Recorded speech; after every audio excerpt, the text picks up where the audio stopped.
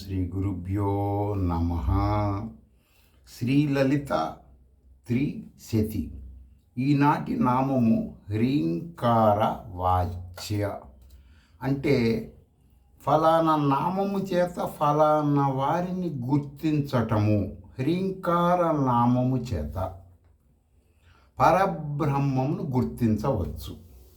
శ్రీ విద్యాపరంగా శృతి ప్రామాణికంగా ఏ మంత్రము చెయ్యకుండా, తెలుసుకోకుండా, శృతి ప్రామాణికంగా మంత్రం చెయ్యకుండా, తెలుసుకోకుండా దృశ్య ప్రపంచంలో ఎవరి పొట్ట కూటి కోసం వారు చెబుతున్న ఏ దేవుడు చెప్పినా ఉదరపోషణార్థం చెప్పేవాళ్ళ సంగతి. ఫలానా వాళ్ళు దేవుడు, ఫలానా ఆయన అవధూత. సైక్రాటిస్ట్ ప్రాబ్లం కుటుంబ సభ్యులతో ఉన్న డిస్టర్బెన్సుల రీత్యా మన మెంటల్ డిస్టర్బెన్సులు అయిన వాళ్ళు ఆధ్యాత్మిక వేషం వేసుకుంటే వాళ్ళని అవధూతలుగా భావిస్తూ శృతి విరుద్ధముగా వాళ్ళ పేరుతో కొంతమంది వాళ్ళ కుటుంబ సభ్యులు వ్యాపారాలు చేస్తూ ఆ పేరుతో కోటాను కోట్లు సంపాదిస్తూ ఉంటారు. మీరు వాళ్ళందరినీ మీరు అక్కడికి వెళ్ళి క్షేత్రస్థాయిలో తెలుసుకోకుండా వాళ్ళందరినీ పూజించటం, ఫలానా ప్రవచన ఫలానా విలేజ్లో ఇన్ని వేల సంవత్సరాల నుంచి దేవాలయం ఉంది, అప్పుడు దేవాలయం ఎందుకు కట్టారో, ఏ పర్పస్గా కట్టారో, ఆనాటి ఆ రాజ్యంలో ఉన్నటువంటి రాజుగారు ప్రజలని కట్టడి చేయటానికి, ఆ దేవుడి రూపంతో భయపెట్టడానికి కట్టాడు. అవన్నీ తెలుసుకోకుండా మీరు ఆయన ప్రవచనాకారుడు చెప్పిన ఆ దేవుడు సత్యమని, ఈ ప్రవచనాకారుడు చెప్పిన ఈ దేవుడు సత్యమని, అక్కడ ఉందని ఇక్కడుందని ఆ పురాణం ఉందని పరిగెత్తి మీ యొక్క డబ్బులు, కాలము, యవ్వనము నాశనం అయిపోయిన తరువాత శృతులలో ఉన్న సత్యం, ధర్మం మాత్రమే కలిగిన పరబ్రహ్మ జ్ఞానం, ఆత్మజ్ఞానం అప్పుడు మీరు తెలుసుకొని ఏం చేస్తారు ఆలోచించండి. ఈ రోజు నుంచే మీరు శృతులలోకి వెళ్ళండి. ఎవ్వరు చెప్పినా నమ్మద్దు. అంద పరంపరంగా ఉదర పోషణార్థం ఈ యొక్క నువ్వు సపోజ్ పలానా ప్రాబ్లంలో ఉండి, అయ్యా నాకు ఇట్లా కుటుంబంలో ప్రాబ్లం ఉందంటే ఫలానా గ్రహం వలన ఫలానా నక్షత్రం వలన నీకు ఈ ప్రాబ్లమ్స్ ఉన్నాయి, ఏలినాడు శని పట్టింది, మధ్యలో శని పట్టింది, అది ఇది అని నీ డబ్బులు బావిలో నీళ్లు గుంజినట్టు గుంజుతున్న సిద్ధాంతులని ఈనాటి నుంచి కట్టడి చేసి శృతులు ఉపనిషత్తుల్లోకి వెళ్ళండి. రూపాయి ఖర్చు పెట్టద్దు. ఆలోచించండి. నేను ఈనాడు చెప్తున్నటువంటి హ్రీంకార వాచ్య అంటే ఆత్మజ్ఞానము కలిగినటువంటి వాళ్ళు చేసే పనులు ఫిజికల్గా ఏంటి, ఆ విధముగా గొప్ప బృహదారణ్యోపనిషత్తులో ఉంటుందండి ఇది. అదే మీకు చెప్తున్నాను. కాబట్టి మీరు అంధపరంపరం నేను ప్రతిరోజు చెప్తున్నాను. గుళ్ళు గోపురాలు తిరగద్దు. బాల్యావస్థ దాటిన తర్వాత మీ డబ్బులు నాశనం చేసుకోవద్దు. ఏ దేవుడు మీకు ఏ విధమైన ఉపయోగం కలగదు. శృతులు చెప్పిన పరమాత్మ మాత్రమే మిమ్మల్ని ఉద్ధరించగలడు. మిమ్మల్ని మీరు ఉద్ధరించుకోగలరు. ఆలోచించండి. ఇక్కడ ఉన్న పరమాత్మని తెలుసుకోండి. బయట ఉండేది అంధ పరంపరం అంటే మీ తాత ముత్తాతల నుంచి కొన్ని కారణాలతో గుడ్డివాడు ఏనుగుని వర్ణించినట్టు ఆధ్యాత్మికం ఉంటుంది. దానినే అంధ పరంపర అంటారు. సరేలేండి. అంటే ఇప్పుడు ఈనాడు దృశ్య ప్రపంచములో ఆధ్యాత్మికమైనటువంటి వేషధారులు ఒక జిల్లాలో, ఆంధ్రాలో ఎన్ని జిల్లాలు ఉన్నాయండి? ఒక జిల్లాలో ఎంతమంది ఉంటారో ఆధ్యాత్మిక వృత్తులలో ఉన్నవాళ్ళు, వాళ్ళ దగ్గర ఉన్న మొత్తం సంపదలు కలిపితే ఒక జిల్లాలో ఉన్న వాళ్ళ సంపదలన్నీ కొన్ని వేల కోట్లు ఉంటాయండి. వేల కోట్లు, వందలు కూడా కాదు. అన్ని కోట్ల రూపాయలు ఇప్పుడు డబ్బు రూపాయలు ఉంది. ప్రాచీన కాలంలో డైమండ్స్ అట్లా ఉండేవన్నమాట. అప్పుడు ఆత్మజ్ఞానం కలిగినటువంటి ఈ మంత్రద్రష్టలైన ఋషులు రాజులు కొంతమంది ఆత్మజ్ఞానం కలిగినప్పుడు వాళ్ళ సాటిస్ఫాక్షన్ కోసం డైమండ్స్ని ఆ యొక్క ఆత్మజ్ఞానం తెలియచేసిన వాళ్ళ నెత్తి మీద పాదాల మీద పోసేవాళ్ళండి. అది ఇప్పుడు మనం శ్రీరామనవమి అప్పుడు ముత్యాల తలంబ్రాలు ఏ విధంగా పోస్తున్నామో మనం ఆత్మజ్ఞానం కలిగిన వాళ్ళకి శ్రీరాముడు ఆత్మజ్ఞానం కలిగినవాడు కాబట్టి ఆయనకి ఏ విధంగా ముత్యాల తలంబ్రాలు అనబడే డైమండ్స్, వాటిని వాస్తవంగా డైమండ్స్ పోయాలి, అవి పోస్తున్నట్టు ఆనాటి కాలంలో రాజులు చక్రవర్తులు పోసేవాళ్ళండి వాళ్ళకి. అలా పోసిన వాటిల్లో యాజ్ఞవల్క మహర్షి దగ్గర చాలా అపారమైనట్టు ఉండేవండి. ఒక జిల్లాకి సరిపోయినటువంటి ఆధ్యాత్మిక వృత్తుల్లో ఉన్న వాళ్ళ దగ్గర ఉన్నంత ఉండేది. ఎందుకండి ఆయన అలా పెట్టుకునేవాడు? మరి ఆత్మజ్ఞానం కలిగిన వాడికి ఉండకూడదంటే లేదు. ఇప్పుడు నువ్వేదో సంతృప్తి కొరకు ఏదో ఆ మహానుభావుడికి మనం పాదాభిమం చేస్తే తీసి బయట పారేయలేడు కదా, పక్కన పెట్టుకొని ఎప్పుడైనా ఉత్తమ శిష్యులకి వాటిని ఆయన బహుకరించడం అది జరిగేది. సరే, ఆయన ఆత్మజ్ఞాని కదండి. కొన్ని సంవత్సరాల తర్వాత ఇప్పుడు ఉన్న దేశమాన కాలమాన పరిస్థితులు రీత్యా మనం వయసు అంత అని చెప్తున్నాం. అప్పుడు మనం మానవుడి ఆయుష్ నిర్ధారణ చేయలేని కాలము, కృతయుగము, సత్యయుగము. అప్పుడు ఆ మహర్షి ఇద్దరు భార్యలని, ఆయనకి ఇద్దరు భార్యలు. కారణం మనం ఋషులు ఇంతమంది భార్యల, ఆయనకి అంతమంది పిల్లల ఋషుల గురించి మనం అవివేకం, అజ్ఞానంతో ఇప్పుడున్న జ్ఞానంతో మాట్లాడకూడదండి. మాట్లాడితే తలకాయ ముక్కలు అయిపోతుంది. అంటే మెదడులో ఉన్నటువంటి చచ్చుబడిపోయి అగోచరం అయిపోతాం. ఎందుకంటే వాళ్ళు మంత్రద్రష్టలు, వాళ్ళ కారణాలు అనేకం ఉంటాయండి వాళ్ళు చేసే పనులకి. అర్థమైంది? పరమాత్మ జ్ఞానం కలిగిన వాడు మాట్లాడే మాట, చేసే పనులకి అనేకం ఉంటాయి.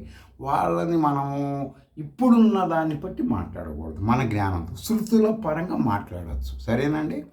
సరే, ఆయన మొత్తం ఆయనకున్న సంపదలు మొత్తాన్ని, ఆ డైమండ్స్ని, బంగారాన్ని మొత్తం గుట్టలుగా పోస్తాడండి. పెద్ద గుట్ట అవుతుంది. భార్యని, పిల్లల్ని, ఆ పిల్లలు మొత్తం ఆ కుటుంబ సభ్యులు మొత్తాన్ని పిలిచి నేను ఇప్పుడు ఇక నుంచి తపస్సుకి వెళ్ళిపోతున్నాను, నాకు ఇక మిగతావి పట్టించుకునే అవసరం ఉండదు, కాబట్టి ఇగో పంచుతాను, మీకు ఎవరెవరికి ఎంత కావాలో తీసేసుకోండి, మీరు హాయిగా మీరు శుభ్రంగా ఉండండి, ప్రాపంచికంగా జాగ్రత్తగా అనుష్ఠానం చేసుకుంటూ చక్కగా ఉండండి, అది ఇదని చెబుతాడు. సరే, అందరూ ఓకే అంటారు. చాలామంది ఆయన చెప్పిన వాటికి ఆయన మాట ఎదురు చెప్పకుండా. కానీ క్యాష్ అంటే ఎవరికైనా ప్రీతే కదండి. కొడుకైనా, తండ్రి అయినా, పెళ్ళమైనా, ఇప్పుడు అవన్నీ మీకు వస్తాయి ఆత్మజ్ఞానంలో. వినండి జాగ్రత్తగా, అన్నీ తీసుకుంటారు. కానీ ఆయన భార్యలు ఇద్దరిలో ఒక భార్య పేరు మైత్రేయి అనబడేటువంటి ఆమె ఉంటుందండి. ఉండి ఆ మైత్రేయి అన్నటువంటి ఆమె ఉంటుందండి. సరేలేండి, మైత్రేయి అర్థమైందండి. ఏమంటే అంద పరంపర ఆధ్యాత్మికం లాగా ఆనాడు ఆమె చెప్పిందండి ఈ మాట. లాగా ఈ డబ్బులు, ఈ డైమండ్స్ ఇవి కాదండి నాకు కావాల్సింది, మీ దగ్గర ఒకటి ఉంది, అది నాకు కావాలి, అది ఇస్తానంటేనే మిమ్మల్ని అనుమతిస్తాను, లేకపోతే అనుమతి ఇవ్వను అంట. సరే, అప్పటి నుంచే అండి భార్య అనుమతి తీసుకోవాలి, అప్పుడు కానీ సన్యాసం తీసుకోకూడదని శృతి వచనం. కాబట్టి చాలామంది శృతి ప్రామాణిక సన్యాసం తీసుకునే వాళ్ళందరూ అనుమతులు తీసుకుంటారండి ఖచ్చితంగా. ఏదో కాషాయం వేసుకొని దీనికోసం గోడ దగ్గర కూర్చొని ప్యాకెట్ల కోసం కొంతమంది పంచుతుంది, వాళ్ళకి అవసరం లేదు. ఇవన్నీ కూడా శాస్త్ర విరుద్ధం. అవన్నీ వాళ్ళ మామూలు బెగ్గర్స్ లాగానే ఉంటారండి. సరే, ఈ వంతన ఈ యొక్క భార్య ఇలా అనగానే ఆలోచిస్తాడు. సరే, మరి నువ్వు చెప్పినట్టు నేను వింటాను, మరి పర్మిషన్ నువ్వు ఇవ్వాలి కదా, చెప్పు నీకేం కావాలి ఏంటి అంటే, నువ్వు ఇచ్చే ఏ సంపద అమరత్వం ఇవ్వలేవు నాకు. ఈ మొత్తం డైమండ్స్ పైనుంచి కింద దాకా నేను నిలబడి కాటాలు వేసుకుంటే నాకంటే నేను 70 కేజీలు ఉన్నాను అనుకో, నువ్వు 80 కేజీలు ఇచ్చినా ఉపయోగం లేదు, నాకు అమరత్వం సిద్ధించదు. అమరత్వం అంటే ఏంటి? సిరి సంపదలు కొంతవరకు మాత్రమే ఆనందం ఇవ్వగలవు. పూర్తి ఆనందం కొంత వయసు తర్వాత ఇవ్వలేవు. కాబట్టి నేను నిన్ను పెళ్లి చేసుకున్నప్పటి నుంచి కూడా, నీతో వివాహమైనప్పటి నుంచి కూడా శృతుల భారంగా ఉంటున్నాను. కాబట్టి నేను తెలుసుకున్నాను ఏంటి అమరత్వం అంటే ఏంటి అడుగుతాడు ఆయన. అమరత్వం నువ్వు ఇయ్యాల్సిందే నాకు. ఆత్మజ్ఞానము. అమరత్వం అంటే ఆత్మజ్ఞానము. కీర్తి కాంత కనకములు వ్యర్థములు, నాకు శృతి ప్రామాణిక శ్రీ విద్యా బ్రహ్మజ్ఞానము ఉపదేశించండి. ఓంకార షట్కూట నిలయ పంచ ప్రణవ స్వరూపమైన రాజరాజేశ్వరి పరాభట్టారి కనబడే ఆత్మస్వరూపం మంత్రం సంపదలు ఇవ్వండి. మీరిచ్చే ఇవన్నీ కూడా నా చెల్లెళ్ళకి, వాళ్ళ బిడ్డలకి, వాళ్ళ చెల్లెళ్ళకి, వాళ్ళ వారసులందరికీ పంచుకొని నాకు అవసరం లేదు అని గట్టిగా మొండిపట్టుకోడు. సరే మరి శృతులు, ఆయన మంత్రద్రష్ట, ఆత్మజ్ఞాని, శుక్ల యజుర్వేద పితామహుడు. సరే అని చెప్పి ఓకే సరిగా మరి ఆమె రెడీగా ట్రంకు పెట్టెలతో కూర్చొని ఉంటుంది. మిగతా వాళ్ళందరూ ట్రంకు పెట్టెలు రెడీ చేసుకుంటారండి. ఎవరు? మిగతా భార్య కానీ పిల్లలు కానీ మొత్తం వాళ్ళందరికీ సిరి సంపద మొత్తం పంచి ఇచ్చేసి ఆమెను మిగతా వాళ్ళందరినీ వాళ్ళ దగ్గరికి, మీరు మరి క్షేమంగా ఉండాలి కదా, ఇప్పటిదాకా నా దగ్గర ఉన్నారు, మీరు పోయి సర్దుకోండి దుకాణాలని చెప్పి అందరినీ పంపించేస్తాడు. పంపించిన తర్వాత బ్రహ్మజ్ఞానం అడిగిన, ఆత్మజ్ఞానం అడిగిన శ్రీ విద్యా పరాభట్టారిక రాజరాజేశ్వరి షట్కూట నిలయ సదా షోడశ వర్ష నవ యవ్వన దర్పిత మాయామయీం తత్వమయీం సింధూర వర్ణమతి కోమలాంగీం ఖాది హాది సాది మహామనురూపిణి జ్ఞానం కావాలని అడిగినటువంటి మైత్రాయని కూర్చోబెట్టుకుంటాడు. ఆమెని అప్పుడు ఋషిక అనవచ్చు.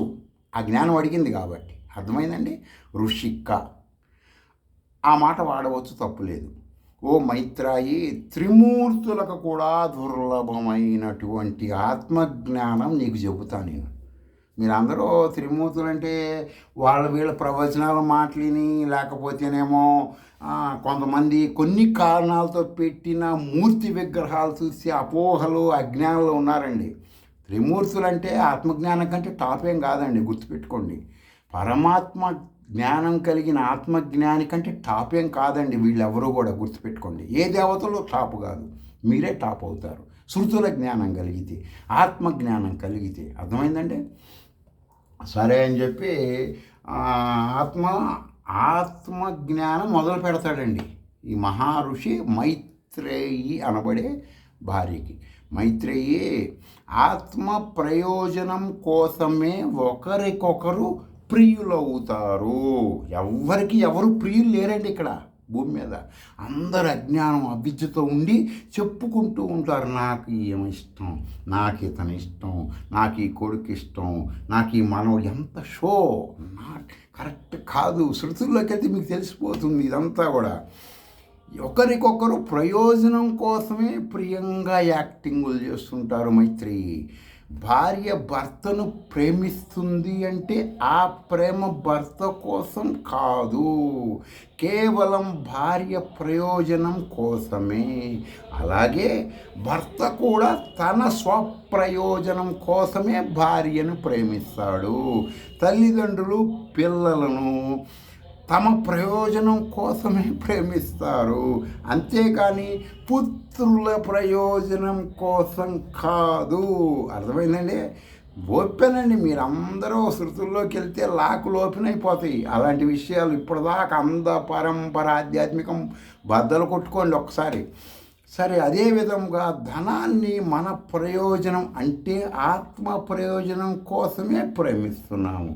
బ్యాంకీల్లో ఫిక్స్డ్ డిపాజిట్లు, రియల్ ఎస్టేట్లు, వాటిల్లో ఫండ్స్, ఈ ఫండ్స్ పెడుతుంటాం. అవన్నీ కూడా ఆత్మ ప్రయోజనం కోసమే పెడుతుంటారండి, ధనం కోసం కాదండి.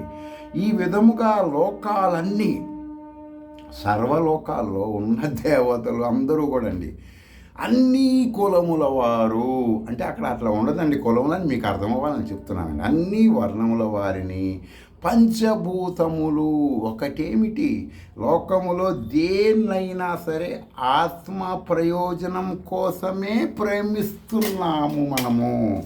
మనలో ఉన్న పంచభూతాలను కూడా మన ఆత్మ ప్రయోజనం కోసమే ప్రేమిస్తున్నాం. కాబట్టి విశ్వములో ఈ ఆత్మ ఒక్కటే దర్శనీయమైనటువంటిది.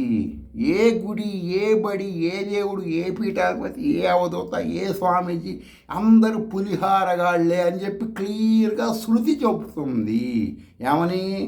ఆత్మ ఒక్కటే దర్శించగలిగినటువంటి పరమాత్మ, ఇంకేమీ లేదు లేదు లేదు. కాబట్టి ఆలోచించండి, కాళ్ళ మీద పడవాకండి, దండాలు పెట్టవాకండి. వాళ్ళకి వీళ్ళకి ఎందుకు పెడుతున్నారు ఆలోచించండి. దర్శించదగినది, తెలుసుకోదగినది ఆత్మ మాత్రమే అని ఉపనిషత్తులు ఘోషిస్తున్నాయి. ఆలోచించండి. మీ అనుమానాలు ఉంటే ఫోన్ ద్వారా తెలుసుకోండి, నెట్లోకి వెళ్ళి. ముందుగా దీన్ని గురించి శ్రీ విద్యా గురువు భార్యకి చెప్తుంటాడు. శ్రీ విద్యా గురువులు మంచి అప్పుడు ఇప్పుడు శ్రీ విద్య అని చెబుతున్నా, ఆనాడు ఉన్నటువంటి దాన్ని బట్టి ఆమెకు చెప్పేవాడు. ఈ యొక్క ఆత్మజ్ఞానం కలిగిన వాళ్ళ ద్వారా నువ్వు ఎప్పుడైనా సరే ఇవి వినాలి, ఆ గురువులు చెప్పినవి శృతి ప్రామాణికంగా శాస్త్రాలు చదివి. ఇప్పుడున్న వాళ్ళు శృతులు విరుద్ధమేనండి అందరు చెప్పేది, తెలుసా మీకు? మీరు చూసుకోండి. వాడు చెప్పి ఆ పురాణంలో అది ఉంది, ఈ పురాణంలో అంటారు, కానీ ఈ ఉపనిషత్తులో అది ఉంది, ఆ ఉపనిషత్తు చెప్పడాడు. చెబితే రాదు, క్యాష్ ఇయ్యరు. అర్థమైందండి? శృతులు అందులో ఇవి ఉండవు, ఆధ్యాత్మికం. సరే, భార్యకి చెబుతుంటాడు, ఓ మైత్రి, శృతుల జ్ఞానం ఉన్న గురువుల్ని కలవాలి, పట్టుకూటి వాళ్ళ దగ్గరికి వెళ్ళకూడదు. ఆత్మజ్ఞానం కావాలంటే శృతుల జ్ఞానం ఉన్న వాడితో తర్కించాలి. తర్కము అంటే అదండి, అర్థమైందా? మామూలుగా వెళ్ళి పలానా దేవుడు ఉన్నాడా, పలానా దేవుడు, ఇవంతా మూర్ఖులు చేస్తారు. శృతులలో ఉన్న వాళ్ళు తర్కం ఆత్మ గురించి చెయ్యాలి. దానినే శంకరాచార్య వారు సత్సంగం అన్నారు. కానీ నలుగురు కూర్చొని భజనలు చేసుకోవడం సత్సంగం కాదండి.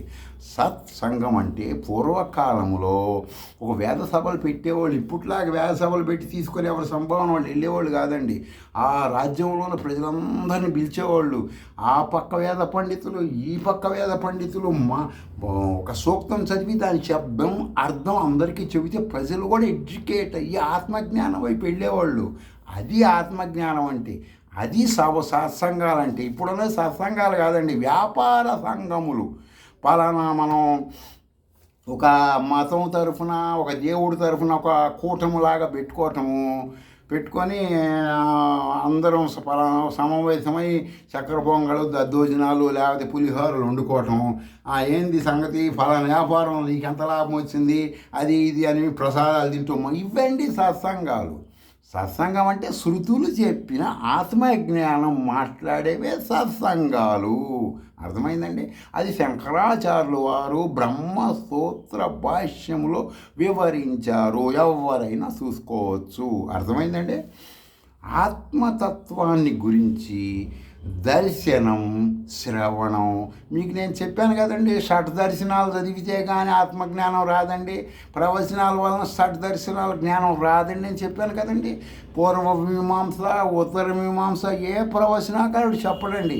చెప్పామనుకోండి, వాడే దేవుడు అని తెలిసిపోయిద్దండి ప్రతి మానవుడికి. అందుకని చెప్పరండి అవన్నీ. అర్థమైందండి? ఫిలాసఫీతో కూడిన ఆధ్యాత్మికం అంటారు దాన్ని. అవి మనం శృతుల ద్వారా తెలుసుకోవాలి. ఖచ్చితముగా తెలుస్తుంది ప్రతి మానవుడికి. నేను పరమాత్మ అంశ అని అప్పుడు తెలుస్తుంది, అప్పటిదాకా తెలియదండి. అర్థమైందండి? రజ్జు సర్పభ్రాంతి కలిగినప్పుడు అంటే ఏమిటి? చీకట్లో తాడు, ఒక మనం బావిలో నీళ్ళు తోడే తాడు ఉంటుంది కదండి, ఆ తాడు కొనుక్కొచ్చి కొత్తది ఒక చుట్టల చుట్టూ ఉంటుంది కదా, కొనుక్కొచ్చి మనం ఏం చేస్తామంటే, అంటే కరెంటు లేని కాలంలో వాడినటువంటి ఈ యొక్క సూత్రాన్ని ఇప్పుడు మీకు వివరిస్తున్నా, మీరు ఆలోచించండి. ఆ తాడుని మనం వెనక బావి దగ్గర పెడతామండి. ఆ తాడు చుట్ట బాగా పూర్వకాలం లావుగా బాగా పెద్దగా ఉంటుందండి, అక్కడ పెడతాము. పెట్టిన తర్వాత సాయంత్రం అవుతుంది, సరే పొద్దున్న కడదాంలే బకెట్కని వెళ్ళిపోతాము. ఆ తాడు పెట్టిన యజమాని అనుకోకుండా బయటికి వెళ్తాడు. ఈలోపు కుటుంబ సభ్యులు వస్తారు, వచ్చి కాళ్ళు కొడుక్కుందాం తలుపు. ఇప్పట్లాగా ఇప్పుడు వాస్తు ఏందనుకుంటున్నారు? తినేది, పడుకునేది, దీన్ని మొత్తం ఒకే చోట పెట్టుకున్నామండి. పెట్టుకొని దీనికి ఏదో పేర్లు పెట్టుకుంటున్నామండి విచిత్రంగా. చెప్పుకోండి సిగ్గుచేటు ఇప్పటి వాస్తు గురించి. ఆనాడు ఏం చేసేవాళ్ళంటే ఇంటి వెనక్కి వెళ్ళిపోయేవాళ్ళండి. కాళ్ళు చేతులు కొడుకోవడానికి అంట్లు కట్టలేక ఇంటి వెనక్కి వెళ్ళినప్పుడు అక్కడికి వెళ్ళంగానే తాడు చీకటి పడిపోయింది కదండి. ఇంట్లో వాళ్ళందరూ వచ్చారు, కాళ్ళు కొడుకున్నారు. అక్కడ తాడు పాము అట్లా ఉంటుందండి. అమ్మో పాము ఉంది, అమ్మో పాము ఉంది, అందరూ లోపలికి తలుపులు వేసుకుంటారు. అప్పుడు ఇంటి యజమాని బయట నుంచి వస్తాడు. ఏంటి అంటాడు. ఏమంటే పాము ఉందండి, కర్రలు తీసుకురండి, పొలాలను పిలవండి, కొట్టాలండి, దాన్ని చంపాలని. ఎక్కడా అని తలుపు తీస్తాడు. తీసి ఆయన ఏం చేస్తాడు, లాంతరు పట్టుకొని వెళ్తాడు. ఇదిగో చూపిస్తాడు వాళ్ళకి. ఇదిగో చూడండి ఇదేంటి అంటాడు. తాడు. దాన్ని రజ్జు భ్రాంతి అంటారు. అర్థమైందండి. ఆ దీపం ఏ విధంగా చూపిస్తే తాడు పాము కాదు అని తెలుస్తుందో, ఆత్మజ్ఞానము కలిగితే ఈ విశ్వంలో ఉన్న సర్వదేవతా స్వరూపులు నా గర్భములో ఉన్నారు, హిరణ్య గర్భం అంటే అది అప్పుడు నీకు తెలుస్తుంది. అప్పటిదాకా తెలియదు. శృతులలోకి వెళ్తేనే ఈ జ్ఞానం వస్తుంది, ఫిజికల్గా రాదు. అర్థమైందండి. సరే, లైట్ వేయంగానే భయం ఎప్పుడైతే పోయిందో ఆ విధముగా శ్రీ విద్యా శృతి ప్రామాణిక గురువు ద్వారా మంత్ర శబ్ద అర్థజ్ఞానం అన్ని శాస్త్రీయ పరంగా తెలుసుకొని ఆచరిస్తే ఆత్మస్వరూపం ప్రతి ఒక్కళ్ళకి గోచరిస్తుంది. ఉత్తమ శృతి ప్రామాణిక జ్ఞానం ఉన్న ఏ జాతి వారైనా, అర్థమైందండి, ఆత్మ కన్నా గొప్పదిగా భావించకూడదు. ఏంటండి దీని అర్థం? కొంతమంది తెలిసి ఈ టాపురా ఒక బారు పడుకుని దండం పెడతాం కదండి. శృతులేమి చెబుతున్నాయి, ఏ జాతి వాడైనా, ఏ మూర్తి రూపం ఉన్నవాడైనా సరే వాడికంటే గొప్పదేంటి? ఆత్మకి మాత్రమే తల వంచాలి అని శృతి చెప్తుందండి, నేను చెప్పటం లేదు. ఆ విధముగా ఎవరైనా శృతుల ప్రామాణిక ఆత్మ దేవత కంటే వేరే ఏ దేవతని గొప్పగా భావిస్తే, ఆత్మజ్ఞానం కంటే పలానోళ్ళు గొప్పోళ్ళు అని మీరు భావించారనుకోండి, సర్వపురుషార్థాల నుంచి భ్రష్టుడవుతాడు. అంధ పరంపర ఆధ్యాత్మికం వలన ఏ విధంగా భ్రష్టులవుతారో, ఫలానవాడు గొప్పవాడు, ఫలానవాడు దేవుడు స్వరూపం అని నువ్వు అంటావు, భ్రష్టుడవుతావు. ఇక్కడ భ్రష్టుడవుతానికి కారణం ఏంటండి? నువ్వు ఆత్మ కంటే వీడు గొప్పవాడని భావించడం వలన. కాబట్టి ఈ విశ్వములో పరమాత్మ అనబడే ఆత్మ మాత్రమే గొప్పది, మిగతా ఎవ్వరూ ఏది గొప్పది కాదు అని శృతులు చెబుతున్నాయి. మీరు బృహదారణ్యకోపనిషత్తు చూసుకోవచ్చు. సరేలేండి, చూస్తాంలే అంటే ఈ విశ్వములో సర్వజాతి మానవులు, సర్వలోకాలు, సర్వదేవుళ్ళు, పంచభూతాలతో కూడిన ప్రకృతి కూడా ఒక్కటేమిటి? కంటికి కనిపించే సర్వం ఆత్మస్వరూపమే. అర్థమైందండి. వేరు వేరు కాదు. అప్పుడు దాకా నీకు జ్ఞానం కలిగేదాకా వేరు కలిగితే మొత్తం సర్వం నువ్వే. అది ఓ మైత్రేయి, ఆత్మ కానిదేది లేదే. ఓ భార్యని అంటాడండి, ఆత్మ కానిదేది లేదే, ఓ సోయ్ అంటాడు. పూర్వం భార్యల్ని ఓసోయ్ అనేవాళ్ళు. ఓసోయ్ ఏంటి? ఓంకార స్వరూపురాలని అర్థం అండి. ఇప్పుడు వాళ్ళకి ఆ భాష రాదు, ఆ జ్ఞానం ఉండదు, ఏదేదో మాట్లాడుకుంటుంటారు. భార్యని ఓసోయి అంటే ఏంటంటే సగుణాకార పరబ్రహ్మ స్వరూపిణి అని అర్థం అండి. అలా పిలిస్తే ఆమెకు కూడా యాక్టివేషన్ అవుతుంది పరబ్రహ్మ జ్ఞానం. అది సబ్జెక్టు. సరేలేండి అంటే ఆ విధంగా ఓ సర్వము ఆత్మ నుంచి పుడుతుంది. సర్వం ఆత్మ నుంచే పుడుతుందండి, తిరిగి అదే ఆత్మలో లీనమైపోతుందండి. ఎలా అవుతుందండి, ఎలా పుడుతుందంటే అవన్నీ కూడా మీరు శ్రీ విద్యా మంత్ర సాధన గురువుల దగ్గర నేర్చుకోండి, లేకపోతే మెయిల్లో పెట్టండి. ఏదీ లేకుండా ఒక వస్తువుని మనం గ్రహించలేము కదా. దాని యొక్క తత్వం, మీరందరూ తత్వం అంటే ఏమిటో తెలుసుకోవాలంటే శ్రీ విద్యల గురువుల ద్వారా కానీ తర్వాత షట్ దర్శనాల ద్వారా తెలుసుకోవాలండి తత్వం అంటే. నేను దాన్ని వివరించాలంటే చాలా దుర్లభమైంది, కష్టమైంది, టైం కూడా మీ టైం చాలా ఖర్చు అయిపోతుంది. అందుకని షట్ దర్శనాల్లో ఉంటుందండి ఈ యొక్క తత్వం అంటే ఏంటి. శృతి ప్రామాణిక తత్వం, దర్శనం అప్పుడు దాని యొక్క తత్వం అంటే మనం ఒక వస్తువుని మనం గ్రహించలేమని చెప్పాం కదండి. దాని యొక్క తత్వం ఏంటి? ధర్మం అవుతుంది. అర్థమైందండి. ఒక నగరాను ఇప్పుడున్న గిటార్లు, వీణ ఇలాంటి వాటిని శృతుల్లో ఉన్నది చెప్తున్నా కానీ ఆ పేరు వాడటం జరుగుతుంది ఇక్కడ అక్కడక్కడ. ఒక నగరాను కర్రతో కొట్టినప్పుడు కర్ర తీసుకొని కొట్టామనుకోండి, టచ్ చేసామనుకోండి, కొట్టడం అంటే పగలగొట్టినట్టు కాదండి, టచ్ చేస్తేనే దాని నుంచి వచ్చే స్వరాలు, సౌండ్స్ దాని యొక్క సామాన్యమైన స్వరానికి భిన్నము కావు. ఎన్ని రకాల శబ్దాలు వచ్చినా అవి సామాన్య స్వరములో కలిసిపోతాయి. వాటికి ప్రత్యేకమైన అస్తిత్వం ఉండదు.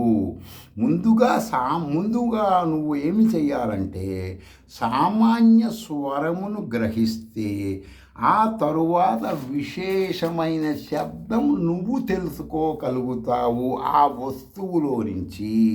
అలాగే ముందు చిదాత్మను ప్రతి భారతీయుడు వలసవాద విద్యలు చదివి ప్రవచనాలు చేస్తున్నవాడు కూడా ముందు చిదాత్మను గ్రహిస్తే తరువాత దానిలో నుంచి కల్పితమైన నామరూపాత్మక జగత్తు పట్టుపడుతుంది.